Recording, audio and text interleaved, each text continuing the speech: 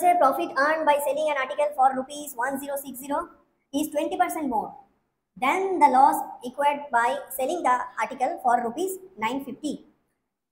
পরিষ্কার হিসেব একটা আর্টিকেল আছে, যে আর্টিকেলটাকে যদি আমি 1060 টাকায় বিক্রি করি তাহলে আমার প্রফিট হচ্ছে, এবং সেই প্রফিটটা 20% বেশি। কার থেকে বেশি? না, ওই আর্টিকেলটাকে যদি আমি আবার 950 টাকায় বিক্রি করি তাহলে যে লস হচ্ছে সেই লসের থেকে 20% বেশি। ক্লিয়ার?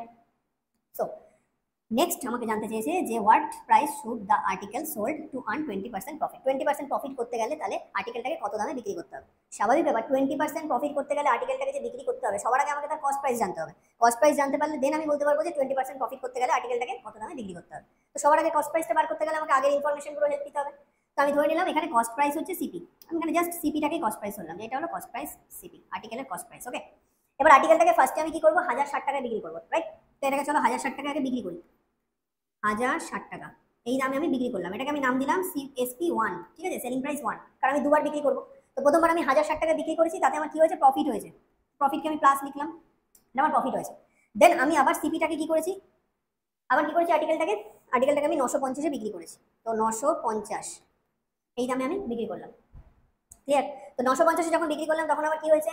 লস হয়েছে। তো লস হওয়াতে আমি এটাকে মাইনাস চিহ্ন দিয়ে ডিনোট করলাম, লস হয়েছে।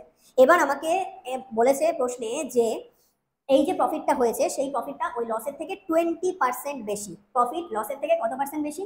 20% বেশি। ভাই 20 মানে কত? 1/5, তাই তো? 20 মানে 1/5। এবার আমরা কি করেছি? ট্রিক অফ রেশিও ইউজ করে দেবো এখানে। ট্রিক অফ রেশিও ইউজ করলে কি হবে? সিম্পলি যার থেকে বেশি তাকে ধরা হয় কোনটা? নিচেরটা, তাই তো? যার থেকে বেশি তাকে ধরা হয় নিচেরটা, আর যত বেশি সেটা হলো উপরেরটা। তো সিম্পলি এখানে কত? 5, নিচে কি আছে? 5 আছে, তাহলে 5কে আমি কি ধরবো? প্রফিট ধরবো না লস ধরবো?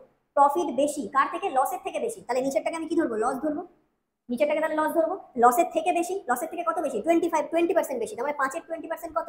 5-এর 20% হচ্ছে 1, তার মানে 1 বেশি। তাহলে 5-এর থেকে 1 বেশি মানে কত? 6। তাহলে প্রফিট কত? প্রফিট হচ্ছে 6। এই জায়গাটা ক্লিয়ার কিনা দেখো। যার থেকে বেশি সেটাকে নিচেরটা ধরবো, মানে 5। 5-এর থেকে বেশি কত বেশি? 20% বেশি। তো 20% মানে হচ্ছে 1, তাহলে 5 আর 1 6, তাহলে কত বেশি হলো? 6 হলো। তাহলে প্রফিট কত? 6, আর লস কত? 5। তাহলে 5 ইউনিট হচ্ছে লস আর 6 ইউনিট হচ্ছে প্রফিট। ক্লিয়ার? তাহলে 5 ইউনিট লস আর 6 ইউনিট হচ্ছে প্রফিট। তাহলে এই যে মাঝের যে গ্যাপটা, অর্থাৎ 950 এসপির সাথে 1060 এসপি, এটাকে SP2 নাম দিয়ে দিই। এই সেলিং প্রাইসের সাথে এই সেলিং প্রাইসের মধ্যে যে মিডিয়ামের যে গ্যাপটা, তাহলে সেই গ্যাপটা কত হলো? না, এদিকে 5 ইউনিট লস আর এদিকে 6 ইউনিট প্রফিট। তাহলে টোটাল কত ইউনিট হচ্ছে? 11 ইউনিট হচ্ছে। ক্লিয়ার? এটা হলো 11 ইউনিট টোটাল গ্যাপটা। দুটো সেলিং প্রাইসের মধ্যে টোটাল গ্যাপ হলো 11 ইউনিট। আর আমি যদি টাকার হিসেব করি, দুটো সেলিং প্রাইসের মধ্যে টাকার অ্যামাউন্টের যদি হিসেব করি, তাহলে গ্যাপটা কতটা? এখানে আছে হলো 1060, আর এখানে আছে কত? 950। মাইনাস করলে কত দাঁড়াবে?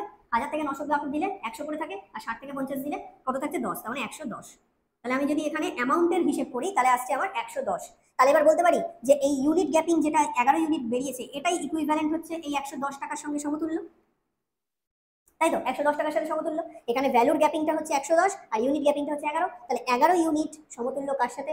110 এর সাথে। এবার তুমি চাইলে প্রফিট দিয়েও আনসার বার করতে পারো, মানে সিপিটা বার করতে পারো, লস দিয়েও সিপি বার করতে পারো, যেটা দিয়ে ইচ্ছে বার করতে পারো। তো আমি সবসময় প্রফিটটা এগিয়ে যেটা আছে ওটা দিয়ে করি। প্রফিটে যেটা দিয়ে মানে সহজে ক্যালকুলেশন হবে আমি সেটা দিয়ে বার করবো। তুমি 5 দিয়েও বার করতে পারো, 6 দিয়েও বার করতে পারো, যা খুশি। তা আমি এখানে 6 দিয়ে বার করছি। 6 ইউনিট ইকুইভ্যালেন্ট টু কত? 11 ইউনিট সমান যদি হয় 110, 1 ইউনিট মানে 10, আর 6 ইউনিট মানে হচ্ছে 60 রুপিস, তাহলে 60 টাকা। তাহলে 60 টাকা হলো মানে 6 ইউনিট মানে কি? 6 ইউনিট মানে হচ্ছে প্রফিট। তার মানে আমরা এখান থেকে বের করলাম প্রফিটটা কত? 60 টাকা প্রফিট।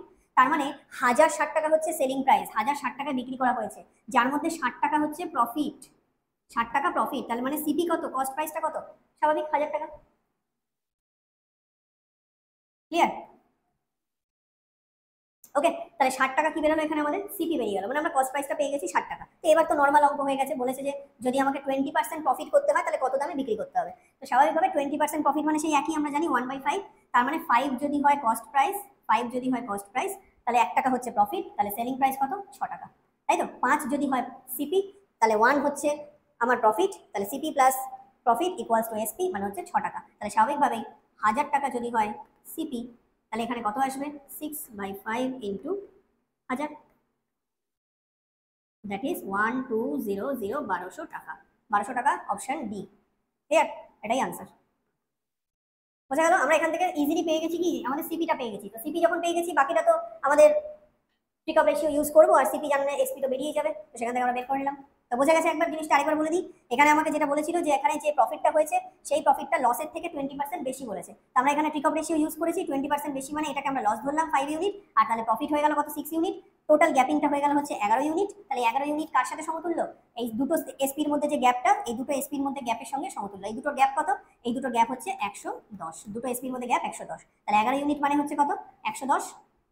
1 ইউনিট মানে কত? আর 6 ইউনিট মানে কত? মানে আমি প্রফিটটা ধরে কাজ করলাম। 6 ইউনিট মানে হলো 60 টাকা। তাহলে 60 টাকা যদি প্রফিট হয় তাহলে কস্ট প্রাইস কত দাঁড়াবে? 1000 টাকা। সেখান থেকে বের করে নিলাম 1200 টাকায় বিক্রি করলে আমার 20% প্রফিট হবে। বোঝা গেল? এটা চলো WBCS মেন্সের অঙ্ক। চলো নেক্সট অঙ্কে যাওয়া যাক।